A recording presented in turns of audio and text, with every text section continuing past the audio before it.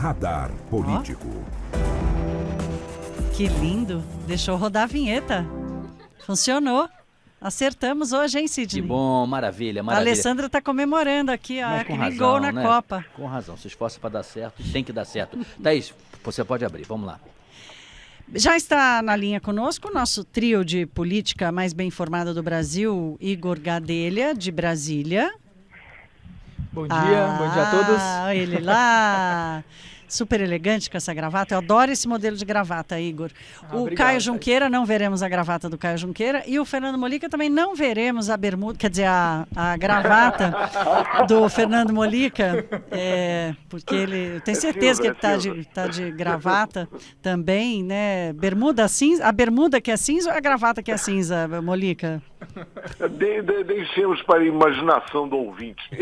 Olha, eu não me recordo ter visto o Molica nos últimos anos sem gravata, terno e gravata. Ele está mantendo a elegância, assim, profissional. Aham. Bem, mas vamos lá, meninos. Olha, essa troca do Ministério do Turismo está dando no que falar, enfim, essa brigaiada via WhatsApp e tal. Igor, eu começo com você. Tem mais desdobramento disso, não?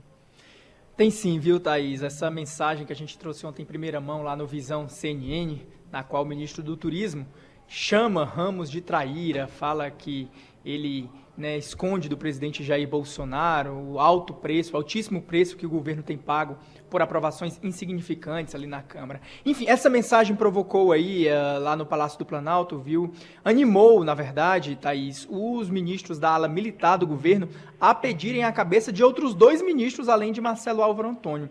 Segundo eu apurei, os generais que fazem parte do governo agora pressionam o presidente Jair Bolsonaro a, na esteira da demissão de Marcelo Álvaro, também demitir o ministro da Cidadania, Onyx Lorenzoni, e o ministro do Meio Ambiente, Ricardo Salles. Esses 2 sempre estiveram na berlinda, mas os militares querem agora aproveitar o embalo e também pressionar o presidente a demitir os 2. No caso do ministro Onyx Lorenzoni, os militares argumentam ao presidente Jair Bolsonaro que ele estaria também por trás da mensagem que Marcelo Álvaro Antônio mandou. Inclusive, o agora ex-ministro do Turismo chega a citar Onyx na mensagem. Ele diz que pergunta onde Ramos estava em 2018, quando o Onyx e o ex-ministro do Turismo estavam articulando a candidatura do então candidato Jair Bolsonaro. A avaliação também desses ministros generais é de que Ricardo Salles, que já chamou o Ramos de Maria Fofoca, também teria incentivado Marcelo Álvaro Antônio a entrar nessa briga aí.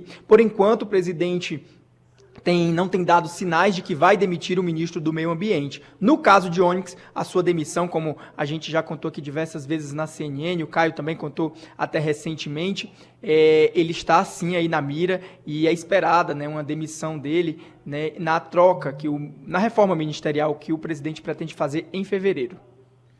Bom, vamos mobilizar também o Caio Junqueira sobre isso. Caio, sua leitura, qual é das consequências desse afastamento? Isso pode ser algum eventual prenúncio para mais adiante ter uma reforma mais ampla? É possível que os filhos do presidente influenciem ou não? É um caso episódico? A sua leitura qual é hoje, um dia depois? Bom dia, Sidney. Bom dia, Thaís. Bom, primeiro que houve uma antecipação de uma demissão, né? A demissão do Ministério do Turismo, do ministro do Turismo, já era prevista para depois do dia 1º de fevereiro, quando ocorre a eleição para a presidência do Senado e da Câmara, né? E também uma reorganização da base aliada do presidente Jair Bolsonaro, tanto como resultado dessa eleição, desse processo eleitoral do Congresso, mas principalmente para o presidente Jair Bolsonaro organizar a coligação que ele pretende lançar e estar junto em 2022 na reeleição dele. Pois bem, o que aconteceu? Nesse processo de demissão, essa antecipação da demissão, a avaliação ali, pelo que eu conversei no governo, é que o ministro Marcelo cometeu 4 erros, que eu vou citar bem rapidamente. Primeiro, e o que mais incomodou o presidente Jair Bolsonaro, foi que ele descumpriu uma ordem do próprio presidente de ter uma rusga pública com outro ministro de Estado. Então isso incomodou. Depois daquele episódio que o Igor citou aí, que o ministro Ricardo Salles xingou o ministro Ramos de Maria Fofoca, o presidente Jair Bolsonaro, em uma reunião ministerial, pediu, ordenou que nenhuma briga entre ministros fosse pública. Ele até citou, se vocês querem brigar, se tranquem num quarto e briguem, mas não publicamente. Então esse foi o primeiro erro do Marcelo, uma briga pública, né? Porque foi num grupo de WhatsApp. Segundo, na mensagem, o ex-ministro do Turismo dizia que o Ramos pedia a cabeça dele ao presidente. E o Bolsonaro disse para o próprio ministro, agora ex-ministro Marcelo, que isso nunca aconteceu, né? Então, na verdade, na avaliação do presidente, ele mentiu nessa mensagem. E terceiro, o presidente rejeitou também a avaliação que o Marcelo Álvaro Antônio fez de que o Palácio do Planalto não tem base aliada, né? Isso numa semana em que o Palácio do Planalto aprovou matérias com folga ali na Câmara dos Deputados. Teve um projeto, inclusive, lá foi com 334 votos, inclusive. E, por fim, um erro também que foi avaliado ali pelos interlocutores do presidente é de que ele achou que ele tinha uma força que ele não tinha. Ele achou que ele tinha uma força tal qual o Ricardo Salles tem. Né? O Ricardo Salles é um bolsonarista, é ligado à ala ideológica e é próximo ao próprio ministro Marcelo Álvaro Antônio, é próximo a essa ala ideológica do governo. Só que ele não é o Ricardo Salles. Ricardo Salles tem essa força, Marcelo Álvaro Antônio não tem essa força e avaliou que teria ao chamar os generais para a briga. Então, foram esses 4 erros que ele cometeu. Não acredito, pelo menos eu ouço muito isso, numa queda do ministro Ricardo Salles. Acho que ele é forte, o presidente gosta dele, principalmente por ele atender ali a linha de condução a esses bolsonaristas raiz, a essa ala mais forte ali, mais ideológica do governo. Já o ministro Onyx, eu ouço muito nessa possibilidade de saída dele, já desde antes desse episódio do Ministério do Turismo, mas deve ficar aí também para depois do dia 1º de fevereiro. O Onyx ganhou o apelido de Highlander, né? Porque ele está para ser demitido desde 3 meses do governo Bolsonaro, né? 3 meses depois a gente já ouvia, o Onyx... O Marcelo Álvaro também estava Marcelo Álvaro também, mas o Marcelo Álvaro tinha a questão da acusação lá contra ele, dos laranjas e tal. O Onyx até teve aquela história que ele assumiu, que ele recebeu um dinheiro de Caixa 2 e tal, R$100 mil, mas mesmo assim, ele sempre foi apontado como um ministro que tinha que ceder lugar a alguém que não estava funcionando. Ele estava de férias até e voltou, você lembra? Ele não fez nada para sair, né? Exato, ele não fez nada. Aí eu queria te ouvir, Molica, como é que a oposição assiste a isso, hein? A essa movimentação toda, hein? Bom dia a todos. A oposição está agora, nesse momento, preocupada em ver como é que ela faz na questão da disputa pela presidência da Câmara, principalmente, e também a disputa pela presidência do Senado, né? Aquela decisão do Supremo Tribunal Federal de fazer cumprir o que está escrito na Constituição, né, a surpreendente decisão de respeitar a Constituição, deu uma mexida naquele jogo. Né? Havia ali uma tendência no Senado muito clara, né, de reeleição da Davi Alcolumbre. Na Câmara, isso cacifava mais o Rodrigo Maia, né, como até o Caio Junqueira tem insistido muito. Então isso mexeu o jogo. Então está todo mundo em torno disso. A própria demissão, a abertura dessa vaga do ministro do Turismo, no Ministério do Turismo, foi preenchida ontem mesmo pelo presidente da Embratur, mas isso aí pode mudar, mexe com esse processo. Como é que vai ser, como é que as forças vão se realinhar, já estão se realinhando em torno dessa disputa da presidência da Câmara dos Deputados, que é um posto muito estratégico para o governo. Então a oposição está meio dividida nesse processo. Ontem o PSB fez uma reunião, muitos deputados admitiram apoiar a candidatura do Arthur Lira, que é uma candidatura apoiada pelo presidente Jair Bolsonaro. Então há uma discussão momentânea, né? Nesse momento, como realinhar essas forças. Isso dentro aí de um processo que eu diria de normalização do governo Jair Bolsonaro, ou seja, de um certo enquadramento. Todo esse processo, que culmina agora com a demissão do ministro do Turismo, tem que ser visto dentro desse processo que começou já há alguns meses, mais ou menos em meados do ano, que é o governo abandonando posições mais radicais, mais bolsonaristas e se enquadrando dentro da lógica da política brasileira, da tradicional política brasileira. O acordo com o Centrão faz parte disso, né? E agora, essa perspectiva aí de saída do ministro é curioso, né? O ministro cai não quando ele é acusado aí de falsidade ideológica, apropriação indébita, de associação criminosa, tudo isso ele foi acusado, né? Foi denunciado, mas continua no governo. Mas na hora que ele é necessário, o cargo dele começa a ser discutido como sendo necessário para um realinhamento de forças políticas, para a colocação de gente do Centrão no governo, e aí ele reage, né, chama o ministro lá de traíra, aí ele cai. Então eu acho que dentro dessa perspectiva, o governo tentando normalizar a sua situação dentro do Congresso, normatizar, e a oposição vendo como é que pode abiscoitar alguns pontos aí para não ficar completamente fora do jogo. O Igor, o Ministério do Turismo tradicionalmente é um ministério muito cobiçado, né? Em geral, não nem estou falando de toma lá da cá, de troca, né? Se tem alguém na área do Ministério do Turismo que assume, logo aparecem interessados em indicar alguém ou verificar que perspectivas pode se ter. No passado era até de viagens, né? Até para representar o Brasil lá fora, sempre se tinha comitivas e tudo mais. Objetivamente, nesta mudança agora, ainda que eventualmente prevista, mas ocorreu aí, logicamente, essa deselegância do ministro está saindo e a crise acelerou. Mas como se fiscalizar isso, por exemplo? O Congresso vai ficar um pouco mais atento ao que pode acontecer nos próximos meses lá?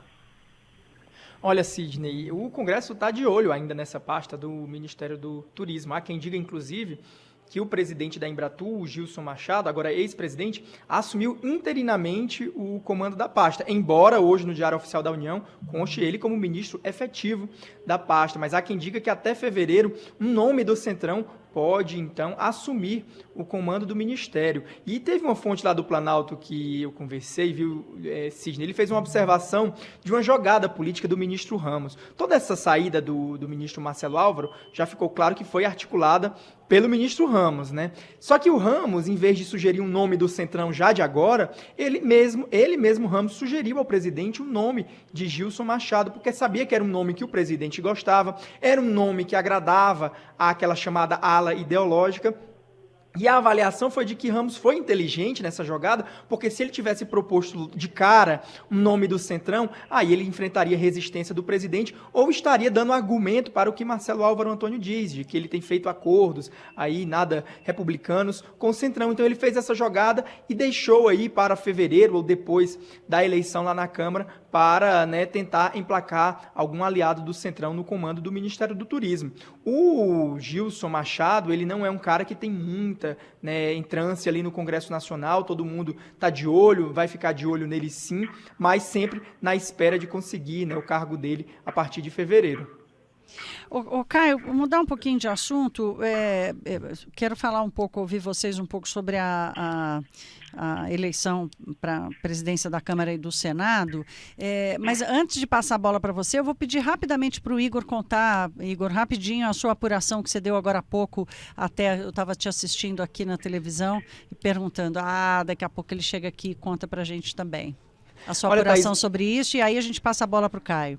Rapidamente, o PSL, que é o partido, né, que faz parte daquele grupo de Rodrigo Maia, né, decidiu desistir da candidatura própria do Luciano Bivar e vai anunciar apoio ao nome do deputado Aguinaldo Ribeiro para a presidência da Câmara. Com isso, está cada vez mais claro que Aguinaldo Ribeiro deve ser o candidato oficial do grupo de Rodrigo Maia à presidência da Câmara. Eu conversei com o deputado Luciano Bivar, ele me disse que o PSL, né, está sim disposto a apoiar o Aguinaldo Ribeiro de maneira muito lógica, né, e consensual, sem nenhum problema, ou seja, mais um movimento aí mostrando e se afunilando de que Aguinaldo deve ser o candidato de Rodrigo Maia. Esse movimento aí traz musculatura para a candidatura de Aguinaldo, que não conta com apoio dentro do próprio partido. Aguinaldo é do PP, que lançou ontem oficialmente a candidatura de Arthur Lira.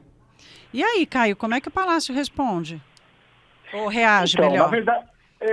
Na verdade a gente tem que ver como que vai ser esse lançamento, se vai afunilar mesmo em torno do Aguinaldo Ribeiro. Eu queria colocar que ontem o presidente da Câmara, Rodrigo Maia, se apressou, horas depois ali do lançamento da candidatura do Arthur Lira, em lançar um bloco sem um nome, né? Foi clara ali uma clara reação a esse lançamento oficial da candidatura do Arthur Lira lá na sede do Progressistas em Brasília. Lembrando que há uma semana o Rodrigo Maia dizia ou vendia, seus aliados diziam que ele montaria um bloco com 10 partidos e 360 deputados.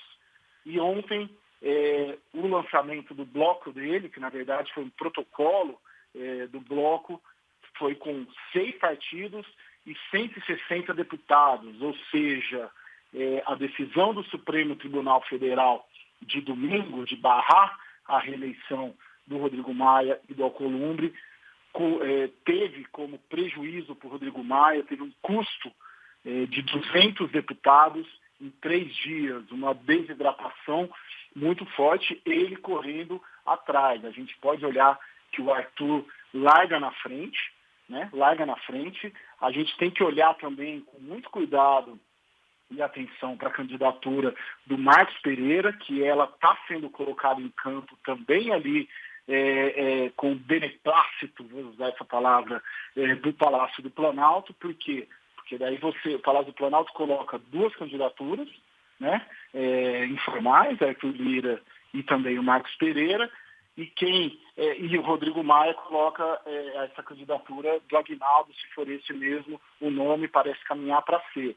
Por quê? Porque daí você divide no primeiro turno, né, no dia 1º de fevereiro, e se o Marcos Pereira ou o Arthur conseguirem avançar, um apoiaria o outro. Essa construção que parece estar sendo feita. Eu queria frisar de novo o impacto, né, negativo dessa decisão do Supremo na campanha, nos projetos do Rodrigo Maia, no projeto de poder dele de ficar mais 2 anos, né? Está desde 2016, mais 2 anos à frente da Câmara dos Deputados. E é um efeito muito interessante, inverso do Senado, porque no Senado o Davi Alcolumbre tem conseguido liderar esse processo de sucessão. Ontem, inclusive, a gente deu um nome ali que ele começa a querer lançar, é o do senador Rodrigo Pacheco, do Democratas de Minas Gerais, mas ali eu coloco o Antônio Anastasia também, está bem posicionado,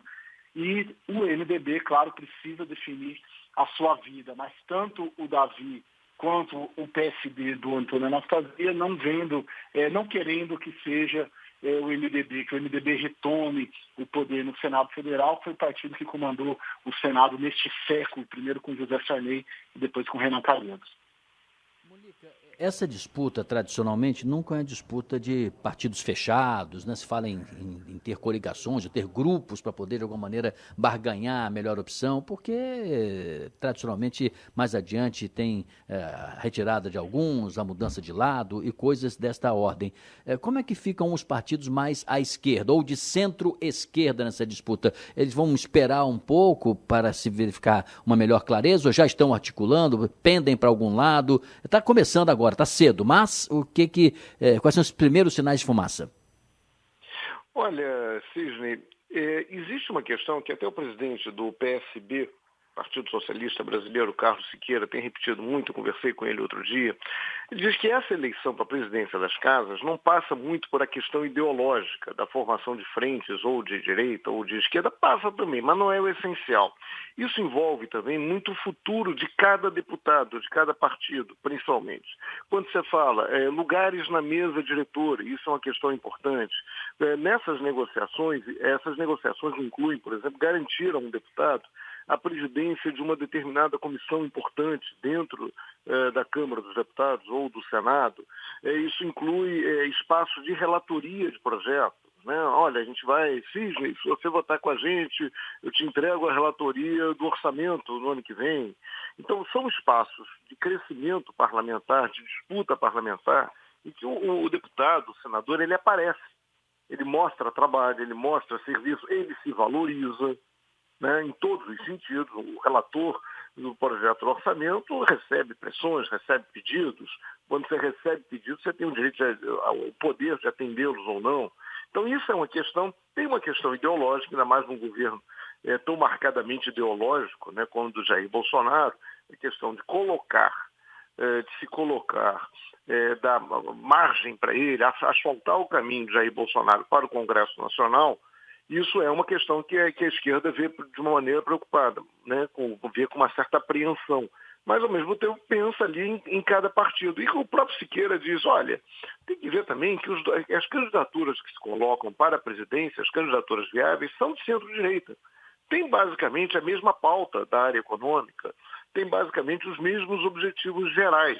Então não tem uma questão ideológica. Agora estava até rindo aqui, né, com a perspectiva de duas candidaturas do PP, do Arthur Lira e do Aguinaldo Ribeiro. Tem o PP do A e o PP do B. Né? É quase uma espécie de sublegenda do PP, o que mostra a força do Centrão em todo esse processo, que comprova, mais uma vez, a força do Centrão. Então, o que a esquerda quer? Claro, se puder ter um candidato não alinhado com Jair Bolsonaro, melhor. Mas é importante ter espaços dentro do funcionamento do Senado e da Câmara dos Deputados. Pois muito bem, esse é o nosso radar político todos os dias aqui no Espaço CNN. Meninos, bom dia para vocês. Aproveitem esse restinho de manhã e nos vemos e nos falamos amanhã. Thaís? Oi? Só uma observação, né? Mais uma vez, sai um ministro ao som de bolero, né? Todo ministro que sai do governo Bolsonaro é ao som de bolero, letra de bolero, traidor, Judas, traíra, nunca é pacífico, né? É verdade, é sempre assim. É muito emocional esse processo. É verdade, bom ponto, Molica. Meninos, bom dia, até amanhã, são 11h20.